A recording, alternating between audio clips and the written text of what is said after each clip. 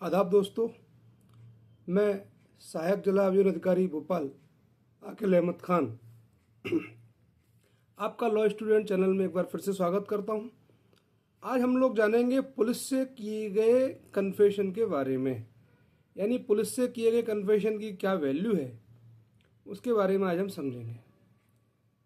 साथियों, जहाँ तक हम बात करें भारतीय साक्ष्य अधिनियम 1872 की धारा 25 यानी पुलिस ऑफिसर से किए गए कन्फेशन, धारा 26 पुलिस की कस्टडी में किया गया कन्फेशन जो मजिस्ट्रेट की उपस्थिति में किया गया हो कब मान्य होगा, और धारा 27 जो डिस्कवरी ऑफ फैक्ट की बात करता था। तो भारतीय साक्ष्य अधिनियम 1872 की धारा 25, 26 और 27 को वर्तमान भारतीय साक्ष्य अधिनियम 2023 की धारा 23 में समाहित कर दिया गया है।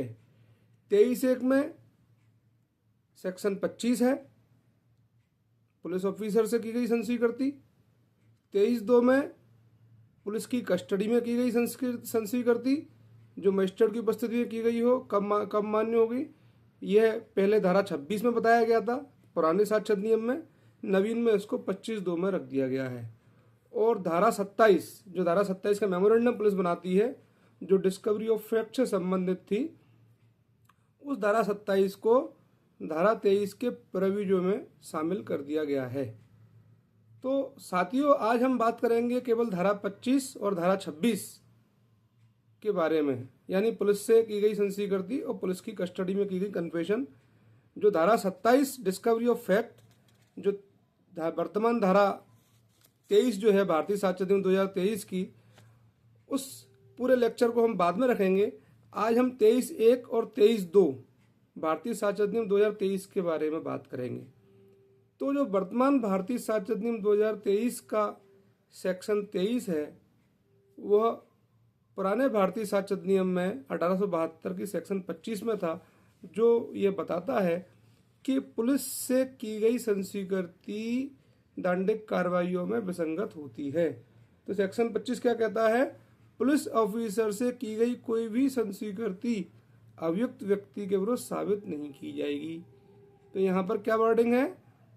शैल नॉट प्रूव, यानी उसके विरुद्ध प्रूव ही नहीं की जाएगी। अगर उसने पुलिस ऑफिसर से कोई भी कन्फेशन किया है, अपने अपराध को किसी पुलिस ऑफिसर के सामने स्वीकार किया है, तो उसको एडमिसिबल नहीं किया जाएगा, साक्ष्य में नहीं दिया जाएगा, उसके विरुद्ध साबित नहीं किया जाएगा। अब इसमें जो समझने वाली बात है, 23(1) में वर्तमान 23(1) और पुराना सेक्शन 25 में कोई अंतर नहीं है, बिल्कुल सिमिलर है। वर्डिंग क्या है? Police officer. तो पुलिस ऑफिसर कौन होगा? तो इस सब से कंफ्यूज नहीं होना है। यहाँ पुलिस ऑफिसर से मतलब पुलिस वाले से है, चाहे वो कांस्टेबल हो या पुलिस का कोई बड़ा अधिकारी। यदि वो पुलिस फोर्स का सदस्य है तो उसको इस धारा के पर्पज के लिए पुलिस अधिकारी माना जाएगा। इस कन्फ्यूजन को आप पूरी तरह से दूर कर लेना। और अगर कोई अभियुक्त, कोई मुलजिम अपने अपराध को स्वीकार करता है किसी पुलिस अधिकारी के सामने, तो उसके विरुद्ध उसको साबित नहीं किया जाएगा जब तक कि वो धारा 26 के तहत नहीं आता हो या धारा 27 के तहत नहीं आता हो। अगर पुलिस से किया गया कन्फेशन धारा 26-27 की परिधि में आता है तो वो मान्य किया जा सकता है, उसके अलग प्रावधान है, उसको हम आगे स्टडी करेंगे। तो एक लॉर्ड स्टीफन बहुत बड़े विधिवेत्ता हुए हैं, जो भारतीय साक्ष्य अधिनियम की रचना में उनका बहुत बड़ा योगदान है। उन्होंने कहा था कि अगर पुलिस से किए गए कन्फेशन को मान्यता दे दी जाए तो पुलिस आराम से पेड़ के साए में बैठ जाएगी और मुलजिम की आंखों में मिर्ची रगड़ेगी और उसका कन्फेशन प्राप्त कर लेगी। तो इस भावना को दृष्टिगत रखते हुए, जो पुलिस की वो छवि है उसको दृष्टिगत रखते हुए, पुलिस से किए कन्फेशन को सेक्शन 25 पुराना एविडेंस एक्ट और सेक्शन 23(1) नए एविडेंस एक्ट में मान्यता नहीं दी गई है, एडमिसिबल नहीं माना गया है। क्योंकि अगर मान लीजिए हम पुलिस से किए कन्फेशन को मान्य कर लेते तो पुलिस तो प्रत्येक अपराध में उसको डरा के धमका के उससे कन्फेशन प्राप्त कर लेती। तो इस संबंध में जो हमारा पाकला नारायण स्वामी वर्सेस एम्परर का जो मामला था, वो भी बहुत महत्वपूर्ण मामला है। पाकला नारायण स्वामी वर्सेस एम्परर के मामले में माननीय सर्वोच्च न्यायालय ने यह कहा था कि पुलिस से किया गया कोई भी कन्फेशन, चाहे वो ड्यूरिंग इन्वेस्टिगेशन हो या इन्वेस्टिगेशन के पहले हो या इन्वेस्टिगेशन के बाद, उसको एडमिसिबल नहीं माना जाएगा, सुसंगत नहीं माना जाएगा। इस संबंध में एक सीताराम स्टेट वर्सेस उत्तर प्रदेश का भी बहुत महत्वपूर्ण मामला है 1966 AIR में, जो एग्जाम में भी पूछा जाता है कि भाई एक व्यक्ति ने किसी की हत्या की और उसकी बॉडी के पास एक लेटर लिख के रख दिया कि मैंने इसको मारा है, मैंने अपराध किया। तो ये एक प्रकार का कन्फेशन है। और वो लेटर उसने जो संबोधित किया था, जो एड्रेस किया था, उसने पुलिस को एड्रेस किया था कि भाई पुलिस इसको पकड़ेगी, इस लेटर को पढ़ेगी तो मान लेगी कि मैंने इसका मर्डर किया है। तो क्या यह स्वीकारोक्ति, अपराध की स्वीकारोक्ति या यह कन्फेशन रिलेवेंट है या नहीं, ये एग्जाम में कई बार पूछा जाता है। तो माननीय सर्वोच्च न्यायालय ने Sitaram versus state of Uttar Pradesh के मामले में इस कन्फेशन को रिलेवेंट माना, एडमिसिबल माना और कहा कि जिस वक्त उस व्यक्ति ने वह लेटर पुलिस के नाम लिखा था, उस दौरान पुलिस का वहां पर आसपास कोई भी पता नहीं था। ना तो वहां कोई पुलिस अधिकारी मौजूद था, ना वहां पुलिस थी, यहाँ तक कि वहां पुलिस की परछाई भी नहीं थी।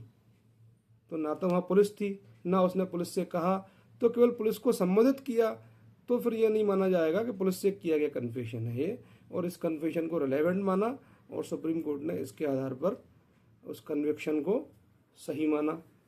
इसी प्रकार आर बनाम डैरिंगटन का एक मामला है, जिसमें एक जेल का टर्नकी था, जो जेल में ताला लगाने वाला व्यक्ति था, उसको एक लेटर दिया। ये 1882 का मामला है और उस लेटर में उसने कन्फेशन किया हुआ था, किसी अपने रिश्तेदार को लेटर लिखा था। तो वहाँ इस कन्फेशन को भी मान्य माना। इसी प्रकार A Nageshia versus state of Bihar का AIR 1966 का बहुत महत्वपूर्ण मामला है।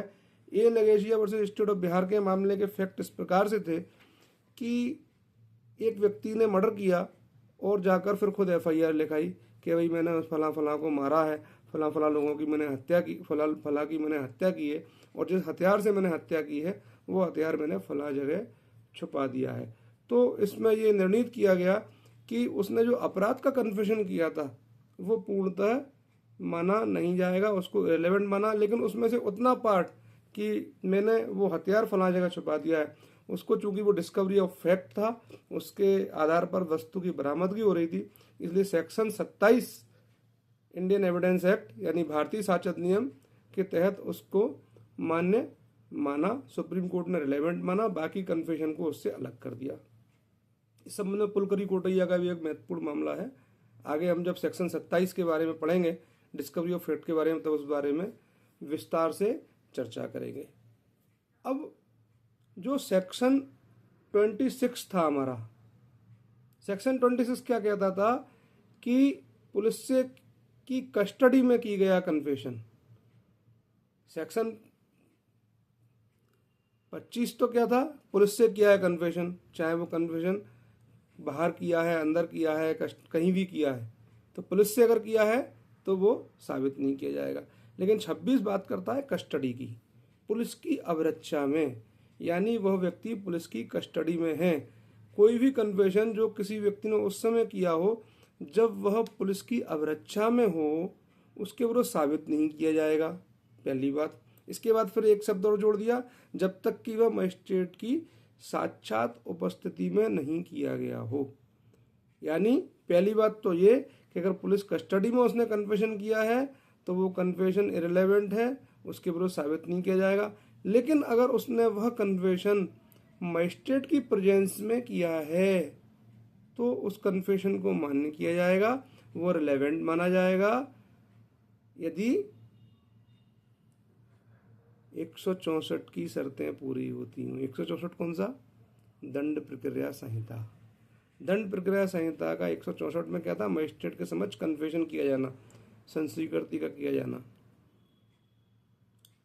जो वर्तमान हमारी BNSS जो है, भारतीय न्यायिक सुरक्षा नागरिक सुरक्षा संहिता जो है, उसकी धारा 183 में है। तो मजिस्ट्रेट की साक्षात उपस्थिति में किया गया है, भले ही वह पुलिस की कस्टडी में है।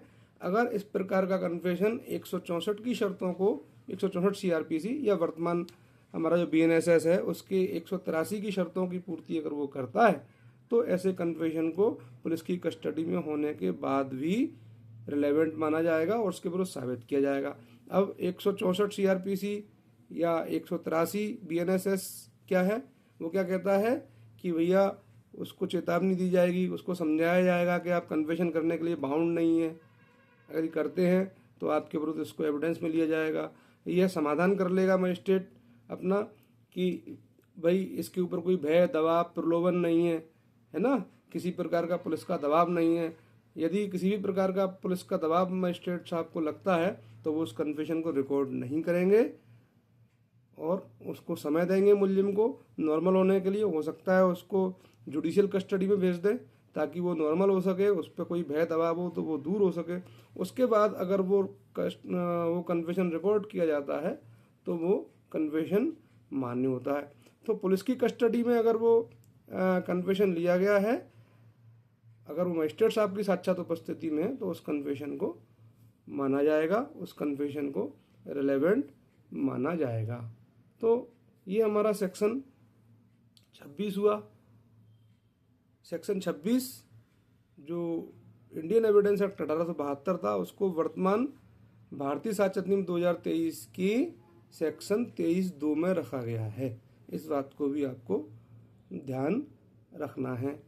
अब इसमें एक महत्वपूर्ण मामला था सिंघाड़ा सिंह वर्सेस उत्तर प्रदेश 1964।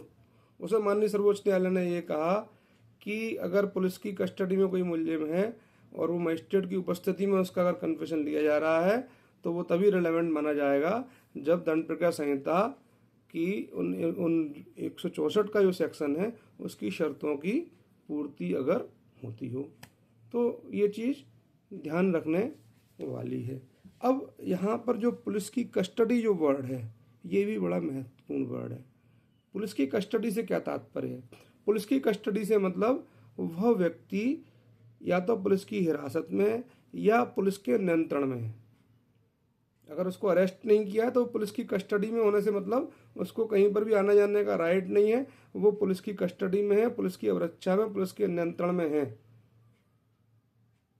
अब इसमें कुछ प्रॉब्लम्स पूछी जाती हैं एग्जाम्स में, वो ध्यान रखना है आपको कि एक व्यक्ति जब पुलिस की कस्टडी में था और उस कस्टडी में रहते हुए उसने किसी दूसरे व्यक्ति से अपने अपराध को स्वीकार कर लिया। मान लीजिए एक लॉकअप में दो लोग बंद हैं, पुलिस की कस्टडी में हैं दोनों, और एक अपराधी ने किसी अन्य व्यक्ति से अपने अपराध को स्वीकार कर लिया, तो क्या ये कन्फेशन माना जाएगा? क्योंकि वो व्यक्ति तो पुलिस वाला है नहीं।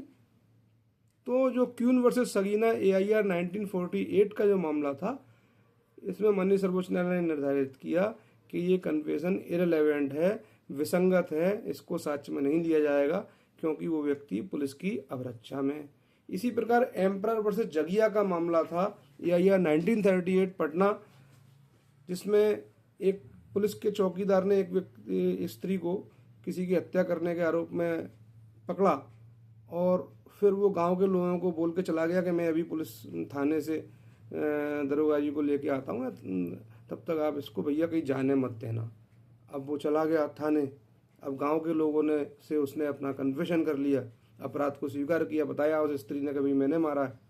तो क्या वो कन्फेशन माना जाएगा?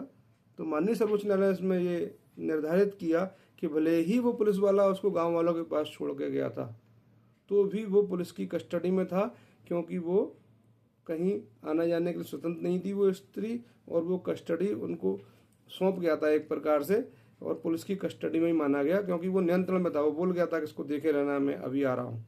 तो चौकीदार की अनुपस्थिति में की, लेकिन उस स्त्री को पुलिस की अवरक्षा में माना गया, भले ही वो छोड़कर चला गया था। तो ये चीज़ ध्यान रखना है आपको। पुलिस से की गई कन्फेशन अभियुक्त के विरुद्ध स्वीकार नहीं की जाएगी, साक्ष्य में नहीं ली जाएगी, साबित नहीं की जाएगी। सेक्शन 25 पुराना इंडियन एविडेंस एक्ट और वर्तमान भारतीय साक्ष्य अधिनियम 2023 की धारा 23(1). पुलिस की कस्टडी में किया गया कन्फेशन अभियुक्त के विरुद्ध साबित नहीं किया जाएगा जब तक कि वो मजिस्ट्रेट की साक्षात उपस्थिति में नहीं लिया गया हो। पुराना इंडियन एविडेंस एक्ट सेक्शन 26 और वर्तमान हमारा भारतीय साक्षरता नियम 2023 का सेक्शन 2, 23 की उपधारा 2, तो 23(2) में सेक्शन 26 है। और इसके अगले लेक्चर में हम धारा 27 डिस्कवरी ऑफ फैक्ट के बारे में बात करेंगे, जो बहुत इम्पोर्टेंट सेक्शन है। आप सभी से मेरा अनुरोध है, इल्तिजा है कि यदि मेरा वीडियो आपको पसंद आया हो तो मेरे चैनल को सब्सक्राइब करें, बेल आइकॉन पे क्लिक करें, ताकि मेरा उत्साहवर्धन हो सके और मैं आपके लिए फिर से नए नए वीडियो इसी प्रकार से लेकर आता रहूं। आप लोग खूब डटकर मेहनत करें, आगे बढ़ें। अंत में आपके लिए एक शेर पेश है कि ओट बांध कमर क्या डरता है, फिर देख खुदा क्या करता है। थैंक यू, धन्यवाद, गुड नाइट, शब्बा खैर।